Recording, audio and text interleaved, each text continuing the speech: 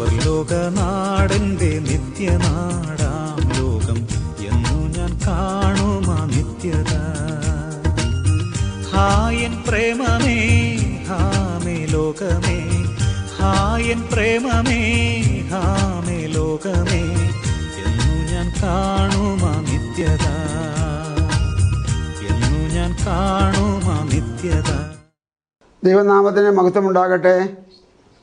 Grace മിനിസ്ട്രീസിൻ്റെ സ്വാതന്ത്ര്യ സന്ദേശം എന്ന ഞങ്ങളുടെ TV പ്രോഗ്രാമിലേക്ക് എല്ലാ നല്ലവരായ ശ്രോതാക്കളെയും ദൈവനാമത്തിൽ സ്വാഗതവും ടീമിന് വന്ദനവും അറിയിക്കുന്നു. നിങ്ങളുടെ കഴിഞ്ഞ നാളുകളിലെ പ്രാർത്ഥനയ്ക്കും സഹകരണത്തിനുമെല്ലാം ഞങ്ങളെല്ലാവരോടും നന്ദിയുള്ളവരാണ്. തുടർന്ന് ഞങ്ങൾക്ക് വേണ്ടി പ്രാർത്ഥിക്കണമെന്ന് നിങ്ങളോട് അപേക്ഷിക്കുന്നു. അല്പസമയം പ്രാർത്ഥനയോടുകൂടെ നമ്മൾ കഴിഞ്ഞ ആഴ്ച തുടങ്ങി വെച്ച ആ കാര്യത്തിൻ്റെ ചില അനുഭവങ്ങൾ പരിശോധിച്ച് നോക്കാം. കർത്താവ് നമ്മളെ അതിനായിട്ട് ഒരുക്കട്ടെ. അതിന് മുമ്പായി ഈ എപ്പിസോഡ് സ്പോൺസർ ചെയ്തിരിക്കുന്ന ഒരു ഫാമിലിയുണ്ട്. അവർക്കായിട്ട് ഒരു വാക്ക് പ്രാർത്ഥിച്ചവരെ അനുഗ്രഹിക്കാൻ വിചാരിക്കുകയാണ്. ചെന്നൈയിൽ നിന്ന് ഡോക്ടർ ജോർജ്, ഡോക്ടർ ലീല, ഈ പ്രിയപ്പെട്ടവർക്കായി നമുക്കൊരു വാക്ക് പ്രാർത്ഥിക്കാം. സ്വർഗപിതാവേ, യേശുവിൻ്റെ നാമത്തിൽ ദൈവവേലയെ സ്നേഹിച്ച് ദൈവവേലയോടുള്ള അവരുടെ അതീവ താല്പര്യ നിമിത്തം അങ്ങയുടെ വേലയ്ക്ക് വേണ്ടി എപ്പിസോഡ് സഹായിച്ചവരായ ആ കുടുംബത്തിനായിട്ട് പ്രാർത്ഥിക്കുന്നു കർത്താവേ. അത് അവർക്കത് ഒരു വിധയായി കാണുവാനും അധിക വിളവെടുപ്പിന് വേണ്ടി കൊയ്ത്തായി ലഭിക്കാനും ഇടയാകുമാറാകട്ടെ. ഐശ്വര്യമുണ്ടാകട്ടെ, അനുഗ്രഹമുണ്ടാകട്ടെ, അഭിവൃദ്ധി ഉണ്ടാകട്ടെ. അവിടുന്ന് അങ്ങനെ ചെയ്യുമെന്ന് വിശ്വസിക്കുന്നു. ആ ദമ്പതികളുടെ ശരീരാത്മതകളെ യേശുവിൻ നാമം ചൊല്ലി അനുഗ്രഹിച്ച് പ്രാർത്ഥിക്കുന്നു. ഇവിടെ കുടുംബത്തെ അനുഗ്രഹിച്ച് പ്രാർത്ഥിക്കുന്നു. വേഗം വരുന്ന യേശുവിൻ നാമത്തിൽ തന്നെ ആമേൻ, ആമേൻ. നമ്മൾ കഴിഞ്ഞ ആഴ്ച തുടങ്ങി വെച്ചതിൻ്റെ ബാക്കിയായിട്ട് ഇന്ന് വീണ്ടും അത് തുടരാം. പ്രാർത്ഥനയുടെ നൽവരം. പ്രാർത്ഥനയുടെ നൽവരത്തിൽ ഇന്ന് വായിക്കേണ്ടത് യോഹന്നാന്റെ സുവിശേഷം 16-ാം അധ്യായത്തിൻ്റെ 12-ാമത്തെ വാക്യം. ഇനിയും വളരെ നിങ്ങളോട് പറവാനുണ്ട്, എന്നാൽ നിങ്ങൾക്ക് ഇപ്പോൾ വഹിപ്പാൻ കഴിവില്ല. യെസ്. അടുത്തത്, സത്യത്തിന്റെ ആത്മാവ് വരുമ്പോഴോ അവൻ നിങ്ങളെ സകല സത്യത്തിനും വഴി നടത്തും. അവൻ സ്വയമായി സംസാരിക്കാതെ താൻ കേൾക്കുന്നത് സംസാരിക്കുകയും വരുവാനുള്ളത് നിങ്ങൾക്ക് അറിയിച്ചു തരികയും ചെയ്യും. വരുവാനുള്ളത് അറിയിക്കുന്ന ഒരു റിപ്പോർട്ടറെ അഥവാ സഹായിയെ ഞാൻ അയക്കാം. എഴുതാത്തൊരു പദം. നിങ്ങൾക്കത് ഇഷ്ടമാണോ? നിങ്ങൾക്കതിനോട് മാനസികമായി യോജിപ്പുണ്ടോ? ഉണ്ടെങ്കിൽ നിങ്ങൾ പ്രാപ്തരാകും. നിങ്ങളിപ്പോൾ അപ്രാപ്തരാണ്. നിങ്ങളെ പ്രാപ്തിപ്പെടുത്തുന്നതിന് വേണ്ടി, നല്ല ദൈവിക ദർശനം ഉണ്ടാകേണ്ടതിന്, ദൈവരാജ്യത്തിൻ്റെ നല്ല പാഠങ്ങൾ, പ്രത്യാശയുടെ ചിറക് നിങ്ങൾക്ക് നൽകേണ്ടതിന് അവൻ വരും. അവനാണ് കാര്യസ്ഥൻ. കാര്യസ്ഥൻ. അപ്പോസ്തല പ്രവൃത്തി 1-ാം അധ്യായം 4-ാമത്തെ വാക്യം വായിക്കണം. അങ്ങനെ അവൻ അവരുമായി കൂടിയിരിക്കുമ്പോൾ അവരോട്, നിങ്ങൾ യെരൂശലേമിൽ നിന്ന് വാങ്ങിപ്പോകാതെ എന്നോട് കേട്ട പിതാവിന്റെ വാഗ്ദത്തത്തിനായി കാത്തിരിക്കണം. പിതാവ് മുന്നറിയിച്ചുള്ള വാഗ്ദത്തം, അതിനായി നിങ്ങൾ കാത്തിരിക്കണം. ഞാനായി പറയുന്നതല്ല, പിതാവ് നേരത്തെ പറഞ്ഞിട്ടുണ്ട്. അത് നിങ്ങളുടെ മേൽ വരുവോളം നിങ്ങൾ കാത്തിരിക്കണം. അതിനായി കാത്തിരിക്കണം. യെശയ്യാ പ്രവചനം മുന്നറിയിച്ച വാഗ്ദത്തം നോക്കാം. 55:1. അല്ലയോ, ദാഹിക്കുന്ന ഏവരും ദ്രവ്യാഗ്രഹമില്ലാത്തവരുമായുള്ളവരെ യെസ്, വെള്ളത്തിന് വരുവിൻ, വന്ന് വാങ്ങി തിന്നുവിൻ. ആ. നിങ്ങൾ വന്ന് ദ്രവ്യവും വിലയും കൂടാതെ 10 രൂപ ചെലവില്ലാതെ വരുവീൻ. വരുവീൻ. ആ, ദ്രവ്യവും വിലയും കൂടാതെ യെസ്, വീഞ്ഞും പാലും വാങ്ങിക്കൊള്ളുവിൻ. വീഞ്ഞും പാലും വാങ്ങിക്കൊള്ളുവീൻ. പിന്നെ അപ്പമല്ലാത്തതിന് ദ്രവ്യവും ആ, തൃപ്തി വരുത്താത്തതിന് നിങ്ങളുടെ പ്രയത്നഫലവും ചെലവിടുന്നത് എന്തിന്? നിങ്ങളുടെ പ്രയത്നഫലം മുഴുവനും ഇങ്ങനെ പോവുകയാണല്ലോ. പിന്നെ എന്റെ വാക്ക് ശ്രദ്ധിച്ച് കേട്ട് നന്മ അനുഭവിപ്പീൻ. നന്മ അനുഭവിപ്പീൻ. പിന്നെ പുഷ്ടഭോജനം കഴിച്ച് മോദിച്ചുകൊള്ളുവിൻ. പുഷ്ടഭോജനം കഴിച്ച് മോദിച്ചുകൊള്ളുവിൻ. പിന്നെ നിങ്ങൾ ചെവി ചായച്ച് എന്റെ അടുക്കൽ വരുവിൻ. നിങ്ങൾക്ക് ജീവൻ ഉണ്ടാകേണ്ടതിന് കേട്ടുകൊള്ളുവിൻ. ദാവീദിന്റെ നിശ്ചല കൃപകൾ എന്ന ഒരു ശാശ്വത നിയമം ഞാൻ നിങ്ങളോട് ചെയ്യും. ഞാൻ അവനെ ജാതികൾക്ക് സാക്ഷിയും വംശങ്ങൾക്ക് പ്രഭുവും അധിപതിയുമാക്കിയിരിക്കുന്നു. ഈ വേദഭാഗത്തെ വിശദീകരിക്കാൻ മിനിമം എനിക്ക് 1 മണിക്കൂർ വേണം. പക്ഷേ ഞാൻ അതിന് മുതിരുന്നില്ല. മൃഷ്ടാന ഭോജനം, നന്മ, അനുഗ്രഹം, ഇതൊക്കെ ഇവിടെ പറഞ്ഞ പദങ്ങളാണ്. ദൈവത്തിൻ്റെ വാഗ്ദത്തം ഇതാണ്. അത് യോഹന്നാൻ 7 വായിക്കുന്നത് പോലെ യേശു തേജസ്കരിക്കപ്പെട്ടിട്ടില്ലായകയാൽ അന്ന് വരെ ആത്മാവ് വന്നിട്ടില്ലായിരുന്നു. ആത്മാവ് വരുമ്പോൾ അത് വീഞ്ഞിന് സമമാണ്, അത് പാലിന് സമമാണ്. വീഞ്ഞിന്, പാലിന്, മൃഷ്ടാനഭോജനത്തിന്, നന്മയ്ക്ക്, അനുഗ്രഹത്തിന് കാരണമാണ്. വരുവാനുള്ളതിനെ പറ്റി പിടിപാടില്ലല്ലേ? ആത്മാവ് വന്നാൽ പറഞ്ഞു തരും. ആത്മാവ് വെളിപ്പെടുത്തി തരും. ഒരു ദിവസം കൊണ്ട്, ഒരു യോഗം കൊണ്ട്, ഒരു സമയം കൊണ്ട് തീരുന്നതല്ല ഇത്. ഇത് നോൺ സ്റ്റോപ്പാണ്. ഇത് ഫുൾ സ്റ്റോപ്പ് ഇല്ലാത്തതാണ്. സുബോധത്തോടെ ഞാൻ ശരീരത്തിലിരിക്കുന്ന കാലം വരെ എന്നോട് ഇടപെട്ടുകൊണ്ട് ഉറപ്പിച്ച് ധൈര്യപ്പെടുത്തി പ്രത്യാശ വർദ്ധിപ്പിച്ച് ആ ചിറകിൽ എന്നെ നിർത്തി. പ്രത്യാശയുടെ ചിറകിൽ, പ്രത്യാശയുടെ നങ്കൂരത്തിൽ നിർത്തി കർത്താവിൻ്റെ രാജ്യത്തിലേക്ക് പോകാനുള്ള എല്ലാ ഒരുക്കങ്ങളും എനിക്ക് നൽകുന്നത് ഈ ആത്മാവാണ്. ഈ ആത്മാവാണ് വാഗ്ദത്തമെന്ന് പറഞ്ഞത്. ഞാൻ പറഞ്ഞതല്ല, യേശു പറഞ്ഞത്. അതിനായി കാത്തിരിപ്പീൻ. ഒരു വാക്യം കൂടെ എൻ്റെ ഓർമ്മയിൽ വരുന്നു. അത് ലൂക്കോസ് 24:49 24:49. അത് വായിക്കുമ്പോൾ ശ്രദ്ധിപ്പീൻ. എന്റെ പിതാവ് വാഗ്ദത്തം ചെയ്തതിനെ ഞാൻ നിങ്ങളുടെ മേലയക്കും. നിങ്ങളോ ഉയരത്തിൽ നിന്ന് ശക്തി ധരിക്കുവോളം നഗരത്തിൽ പാർപ്പിൻ എന്ന് അവരോട് പറഞ്ഞു. എൻ്റെ മുമ്പിൽ ആ വാക്യത്തിൻ്റെ തൂക്കം വരുവോളം, ധരിക്കുവോളം, അത് എപ്പോൾ വരുമോ അത്രത്തോളം. അതിന് സമയം കൃത്യം പറയാൻ പറ്റത്തില്ല. അപ്പോസ്തലന്മാരായ 11 പേരും യേശുവിൻ്റെ അമ്മയായ മറിയയും മറ്റനേക സ്ത്രീകളും പുരുഷന്മാരുൾപ്പെടുന്ന ഒരു സംഘമായ 120 പേർ ഒരു സ്ഥലത്ത് ഇതിനു വേണ്ടി മാത്രം കാത്തിരുന്നു. തുടങ്ങിയപ്പോൾ ഉണ്ടായിരുന്നവർ തന്നെ അവസാനിച്ചപ്പോഴും ഉണ്ട്. 10-ാം ദിവസമാണ് ദൈവത്തിൻ്റെ സമയം. അപ്പോഴേക്കുമാണ് ഇവരുടെ ഒരുക്കം. ആ ഒരുക്കത്തിന് വേണ്ടി, ഇവർ പാകപ്പെടേണ്ടതിന് വേണ്ടി കല്ലായുള്ളവർക്കൊന്ന് പദം വരണം. ഇവർ കല്ലല്ല, പക്ഷേ കല്ല് പോലത്തെ മനസ്സും ചിന്താഗതി നിരൂപണങ്ങളുള്ള മനുഷ്യൻ പാകപ്പെടണം.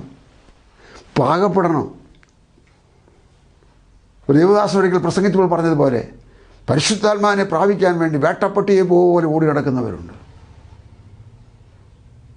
അവരുടെ ദാഹം കണ്ടിട്ട്, ഉത്സാഹം കണ്ടിട്ട്, തീഷ്ണതയും എരിവും കണ്ടിട്ട് അതിനുള്ള മനസ്സും ആഗ്രഹവും കണ്ടിട്ട് ദൈവം തൻ്റെ സമയത്ത് അത് ഒരു പാകപ്പെട്ട് കഴിയുമ്പോൾ അയച്ചു കൊടുക്കും. അതിന് കൃത്യസമയം പറയാൻ പറ്റില്ല. പക്ഷേ ഒറ്റ വിഷയമാണ് ഉള്ളൂ, എനിക്കത് വേണമോ വേണ്ടയോ. ഞാൻ എന്ത് മറുപടി പറയണം? വേണമെന്ന് പറഞ്ഞാൽ അവിടെ മുതൽ കർത്താവ് എന്നെ പാകപ്പെടുത്താൻ തുടങ്ങും, പരുവപ്പെടുത്താൻ തുടങ്ങും. ആത്മാവിൻ്റെ പേര് ആത്മാവെന്ന് മാത്രമല്ലല്ലോ, പരിശുദ്ധാത്മാവെന്നല്ലേ. പരിശുദ്ധാത്മാവിന് പ്രവേശിക്കണമെങ്കിൽ ഒരു ശുദ്ധീകരണമൊക്കെ വേണ്ടേ? പണ്ട് ചെറുപ്പകാലം മുതൽ നടന്ന കാര്യങ്ങൾ പലതില്ലേ? ഒന്ന് ഏറ്റുപറഞ്ഞൊന്ന് പാകപ്പെടണ്ടേ? വീണ്ടും അത് ആവർത്തിക്കാമെന്നല്ല, മേലാളത് ആവർത്തിക്കത്തില്ല, എന്നെ നിയന്ത്രിച്ച് നടത്തണമെന്ന് പറയണ്ടേ? പ്രാർത്ഥനയിൽ പറയണ്ടേ? ഒരുങ്ങണ്ടേ? പ്രാർത്ഥന നൽവരം പ്രാപിക്കുക എന്ന് പറഞ്ഞാൽ എന്താണ്? പ്രാർത്ഥനയുടെ സഹായിയെ എൻ്റെ ലീഡറാക്കുക എന്നുള്ളതാണ്. എൻ്റെ ലീഡറാക്കുക. ഞാനൊരു രോഗിക്ക് വേണ്ടി പ്രാർത്ഥിച്ചു, ആ രോഗി സൗഖ്യമായി എന്നിരിക്കട്ടെ. 100 കണക്കിന് കാര്യങ്ങൾ എങ്ങനെയുണ്ട്, അതൊക്കെ അവിടെ കിടക്കട്ടെ. ഈ ഒറ്റ കാര്യം എടുക്കുക, ആ രോഗി സൗഖ്യമായി എന്നിരിക്കട്ടെ. ആ രോഗിയെ സൗഖ്യമാക്കിയത് ഞാനാണോ? എന്നോടൊപ്പം പ്രാർത്ഥിച്ച പരിശുദ്ധാത്മാവാണോ? നിങ്ങൾക്ക് ശ്രോതാക്കളെ എങ്ങനെ വിശ്വസിക്കുമെന്ന് എനിക്കറിയാൻ വയ്യ. എനിക്ക് എൻ്റെ കാര്യം പറയാൻ കഴിയും. ആ കാര്യം ഇങ്ങനെയാണ്: എന്നിൽ കൂടെ വ്യാപരിച്ച ആത്മാവിൻ്റെ ശക്തി കൊണ്ടും ദൈവവചനത്തിൻ്റെ ശക്തി കൊണ്ടും ആ രോഗി സൗഖ്യമായി. ഞാനെന്ന വ്യക്തി ഒരു ശബ്ദകോശമായി, ഒരു മുഖാന്തരമായി, ഒരു മാധ്യമമായി ദൈവം പ്രയോജനപ്പെടുത്തിയെന്നേ ഉള്ളൂ. ഞാനല്ല, എനിക്ക് സാധ്യമല്ല, ഞാൻ വിചാരിച്ചാൽ കഴിയത്തില്ല. പക്ഷേ എന്നിൽ വ്യാപരിക്കുന്ന ആത്മാവ് വിചാരിച്ചാൽ കഴിയും. ഞാൻ ആത്മാവിന് കീഴടങ്ങുന്നു, പരിശുദ്ധാത്മാവിന് കീഴടങ്ങുന്നു. തിരുവെഴുത്ത് അസന്നിഗ്ധമായി വിളിച്ചു പറഞ്ഞു, നിങ്ങൾ ദൈവത്തിന് കീഴടങ്ങുവീൻ. പണ്ട് നിങ്ങൾ അജ്ഞാനകാലത്തുണ്ടായിരുന്ന മോഹങ്ങളെ മാതൃകയാക്കാതെ ദൈവത്തിന് നീതിക്ക് കീഴടങ്ങുവീൻ. അങ്ങനെ ഒരു ഉപകരണമായി തീരുവാൻ ഒരർപ്പണബോധമുണ്ടായാൽ, വാചാലതയുടെ മാധുര്യത്തിലല്ല ദൈവത്തിൻ്റെ പ്രവൃത്തി.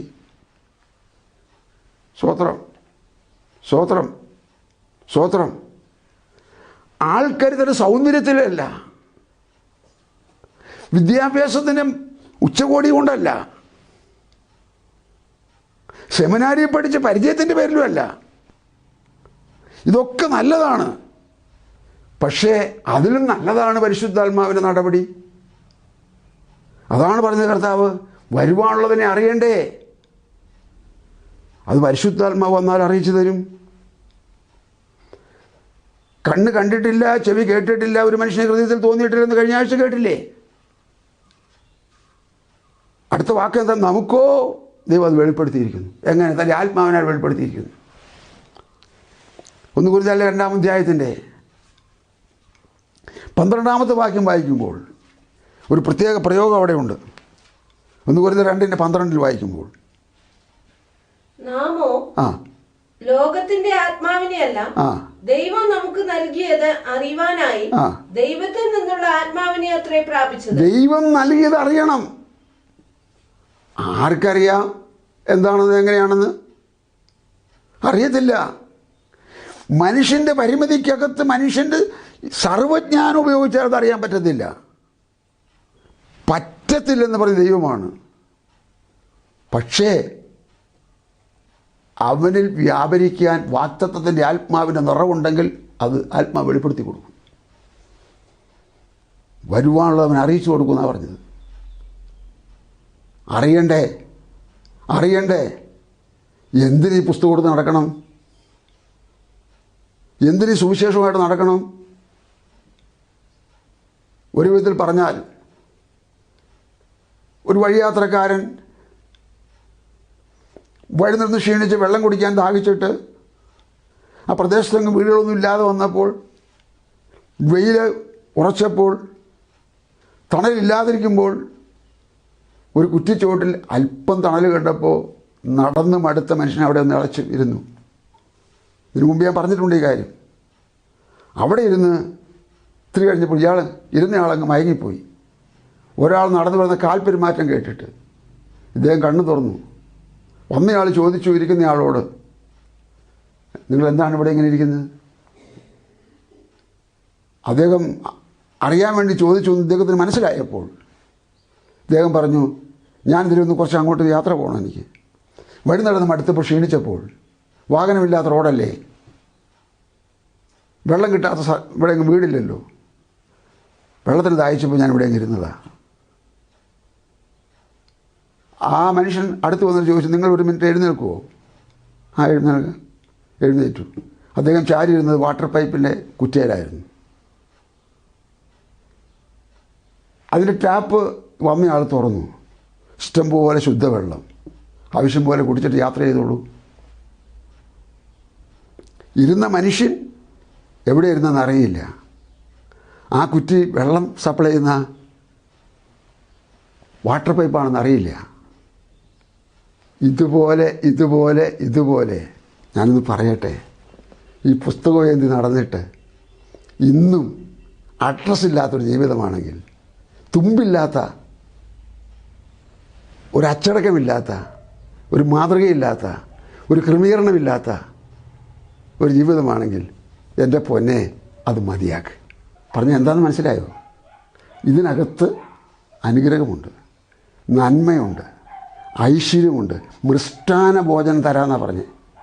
വീഞ്ഞ് വീട്ടിൽ കർത്താവ് വരുന്നതിന് കുറേ വർഷം മുമ്പ് ഒരാൾ ആത്മാവിൽ കണ്ടുകൊണ്ട് പറയുകയാണ്, യേശു ഞങ്ങളെ വീഞ്ഞ് വീട്ടിലേക്ക് കൊണ്ടുപോകും.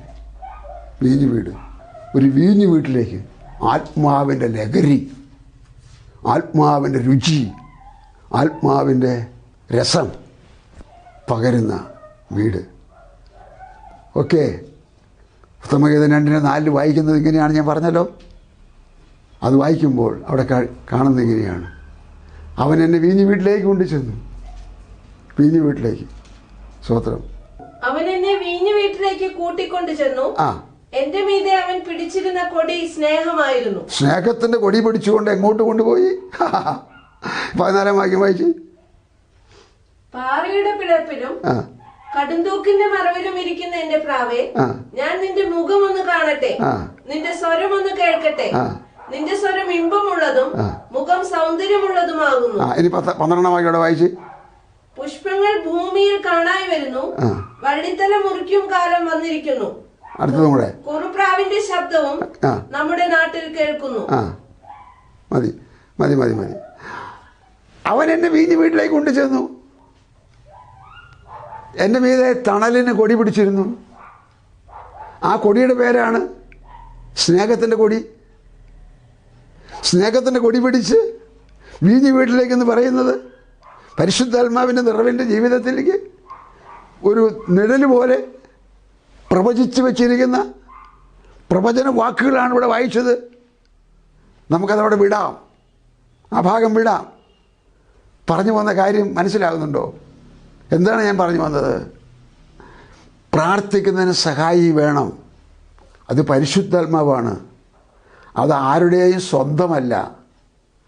വിശ്വസിക്കുന്നവർക്ക് വേണ്ടി, അംഗീകരിച്ച് അനുസരിച്ച് പിന്നാലെ വരുന്നവർക്ക് വേണ്ടി ദൈവം ഒരുക്കി വച്ചിരിക്കുന്ന അനുഗ്രഹ സമ്പത്താണത്. അനുഗ്രഹ സമ്പത്തിനെ കുറിച്ച് വായിക്കുന്നത് വാഗ്ദത്തത്തിൻ്റെ പരിശുദ്ധാത്മാവ്. വാഗ്ദത്തത്തിൻ്റെ ഒന്നാമത്തെ പ്രസംഗത്തിൻ്റെ സമാപനത്തിലെത്തിയപ്പോൾ, അഥവാ പത്രോസ്ലീഹായോട് കൂടി വന്ന ജനം ചോദിച്ചപ്പോൾ പത്രോസ്ലീഹ പറഞ്ഞ മറുപടി നിങ്ങൾക്ക് ശ്രദ്ധിച്ച് നോക്കൂ. ആ സഭയിലാണോ ഞാനുള്ളത്? ആ സഭയിലാണോ നിങ്ങളുള്ളത്? നമുക്ക് ഒരുമിച്ച് ആ സഭയിൽ പ്രവേശിക്കാൻ പറ്റിയിട്ടുണ്ടോ? സാധിച്ചിട്ടുണ്ടോ? അപ്പോസ്തലപ്രവൃത്തി 2-ാം അധ്യായത്തിൻ്റെ ആ വാക്യം നമുക്ക് ശ്രദ്ധിച്ച് നോക്കാം. 2-ാം അധ്യായത്തിൻ്റെ 39-ാമത്തെ വാക്യത്തിൽ എന്താണ് അവിടെ എഴുതിയിരിക്കുന്നത്? വാഗ്ദത്തം നിങ്ങൾക്കും നിങ്ങളുടെ മക്കൾക്കും നമ്മുടെ ദൈവമായ കർത്താവ് വിളിച്ചു വരുത്തുന്ന ദൂരസ്ഥന്മാരായ ഏവർക്കും ഉള്ളതല്ലോ എന്ന് പറഞ്ഞു. വാഗ്ദത്തം ദൈവം വിളിക്കുന്ന സകലർക്കും ഉള്ളതാണെന്ന്. എന്തൊരു ഉറപ്പാണത്! പരിശുദ്ധാത്മാവിൻ്റെ തീ കത്തി ജ്വലിക്കുന്ന പെന്തക്കോസ്ത് നാൾ, പരിശുദ്ധാത്മാവ് പാറിപ്പറന്ന് പാവമോചനം വരുത്തുന്ന പെന്തക്കോസ്ത് നാൾ. നിങ്ങൾ എന്ത് ചെയ്യണമെന്ന് ചോദിച്ച ചോദ്യത്തിന് മറുപടിയായി പറഞ്ഞ് നിർത്തുന്ന ഭാഗം. ചോദിച്ചത് യഹൂദന്മാർ, ന്യായപ്രമാണ പുസ്തകം കയ്യിലുള്ളവർ, പെരുന്നാൾ ആഘോഷിക്കാൻ വന്നവർ. ഇവരുടെ ആട്ടവും പാട്ടും ബഹളവും കേട്ടപ്പോൾ ഓടിക്കൂടിയവർ. ഞങ്ങൾ എന്ത് ചെയ്യേണ്ടു സഹോദരന്മാരെ എന്ന് ചോദിച്ച സമയത്ത് അവർ പറയുന്നതാണ്, ഓരോരുത്തരും യേശുക്രിസ്തുവിൻ്റെ നാമത്തിൽ മാനസാന്തരപ്പെട്ട് സ്നാനപ്പെടുവി, എന്നാൽ പരിശുദ്ധാത്മാവ് ദാനം നിങ്ങൾക്കും ലഭിക്കും. വാഗ്ദത്തം നിങ്ങൾക്കും നിങ്ങളുടെ മക്കൾക്കും പിതാവായ ദൈവം വിളിച്ചു വന്ന ദൂരസ്ഥന്മാരായ ഏവർക്കും ഉള്ളതല്ലോ. ഇതല്ലോ യെശയ്യാ 55 വായിച്ചത്. യെശയ്യാ നേരത്തെ പറഞ്ഞു വെച്ചത് അതല്ലോ, മൃഷ്ടാന ഭോജനം കഴിച്ച് പുഷ്ടി പ്രാപിപ്പി. ഇതല്ലോ നന്മയെന്ന് പറഞ്ഞത്. ഈ ഇത്രയും അനുഗ്രഹത്തിൻ്റെ കാൽച്ചുവട്ടിൽ കൂടെ, അഥവാ നമ്മളതിൻ്റെ പരിസരത്തൂടെ നടന്നിട്ട് ഈ വാട്ടർ പൈപ്പിൻ്റെ അരികിൽ ചാരിയിരുന്ന് വെള്ളത്തിന് ദാഹിച്ച യാത്രക്കാരനെ പോലെ വരണ്ട ജീവിതം വേണോ? സഹോദര വേണോ? സഹോദരി വേണോ? സഭകളെ വേണോ? നിങ്ങളിത് പഠിച്ചിട്ടുണ്ടോ? മനസ്സിലാക്കിയിട്ടുണ്ടോ? പ്രാപിച്ചിട്ടുണ്ടോ? എവിടെയെങ്കിലും വെച്ച് ആരെങ്കിലും കണ്ടാൽ പത്രോസ് എന്തായിരുന്നു ചോദിക്കുന്നത്? നിങ്ങൾ ആരെയാണ് വിശ്വസിക്കുന്നത് ചോദിക്കും. അവർ പറയും ഞങ്ങൾ യേശു ക്രിസ്തു വിശ്വസിച്ചു. ഓ കൊള്ളാം, നല്ല കാര്യം. നിങ്ങൾ പരിശുദ്ധാത്മാവിനെ പ്രാപിച്ചോ? അതുകൊണ്ടെന്ന് പോലും ഞങ്ങൾ കേട്ടിട്ടില്ല. എന്നാൽ പിന്നെ നിങ്ങളെ അങ്ങനെ വിടാൻ പറ്റില്ല.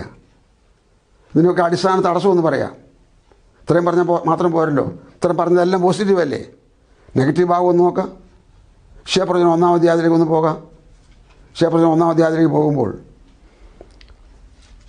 ഇസ്രായേലിനെ കുറിച്ചുള്ള, ഇസ്രായേൽ എന്ന് പറഞ്ഞാൽ ദൈവത്തിൻ്റെ സ്വന്തം ജനം. ഇസ്രായേൽ എന്ന് പേരിട്ട് ദൈവം തന്നെ, ദൈവം പേരിട്ട് ഇസ്രായേൽ. ഇസ്രായേൽ എന്ന പേരിൻ്റെ അർത്ഥം ദൈവത്തിൻ്റെ പ്രഭു. ദൈവത്തിൻ്റെ പ്രഭുവായ ഇസ്രായേൽ മക്കൾ, അവരെക്കുറിച്ച് കർത്താവ് പറയുന്ന കാര്യം കേൾക്കുക. 1:15. നിങ്ങൾ കൈമലർത്തുമ്പോൾ ഞാൻ എന്റെ കണ്ണ് മറച്ചു കളയും. നിങ്ങൾ എത്ര തന്നെ പ്രാർത്ഥന കഴിച്ചാലും ഞാൻ കേൾക്കയില്ല. നിങ്ങളുടെ കൈ രക്തം കൊണ്ട് നിറഞ്ഞിരിക്കുന്നു. നിങ്ങളെ കഴുകി വെടിപ്പാക്കുവിൻ. നിങ്ങളുടെ പ്രവൃത്തികളുടെ ദോഷത്തെ എന്റെ കണ്ണിൻ മുമ്പിൽ നിന്ന് നീക്കിക്കളവിൻ. നിങ്ങൾ കൈ മലർത്തുമ്പോൾ ഞാൻ കണ്ണു മറയ്ക്കും. അതിന് മുൻവാക്യങ്ങൾ വായിക്കുമ്പോൾ ദൈവം പറഞ്ഞു, നിങ്ങളുടെ സഹായവും എനിക്ക് വെറുപ്പാണ്. എല്ലാം കൂടെ കൂട്ടി ഒറ്റ വാക്കിൽ ഇങ്ങെടുത്ത് പറഞ്ഞാലേ, ഹൃദയത്തിലും സംസാരിക്കുന്ന വായിലും നാവിലും കയ്യിലും അകൃത്യവും അശുദ്ധിയും മ്ലേച്ഛതയും സാരമില്ലെന്ന് ഉപദേശിക്കുന്ന പിശാചിൻ്റെ ആ സ്വരം കേട്ട് സഞ്ചരിക്കുന്നവരെ നോക്കിയ കർത്താവ് ഇത് പറഞ്ഞത്. നിങ്ങൾ കൈമലർത്തിയാൽ ഞാൻ മുഖം മറയ്ക്കും. നിങ്ങളുടെ കയ്യിൽ ഇങ്ങനെ ഒരുപാട് അശുദ്ധികളുണ്ട്. വിട്ടുപിരിയണം. അല്ലാത്ത ആരാധന എനിക്ക് വേണ്ടെന്ന് അതിൻ്റെ 12-ാമത്തെ വാക്യത്തിലുണ്ട്. നമുക്കിവിടെ ചുരുക്കാം.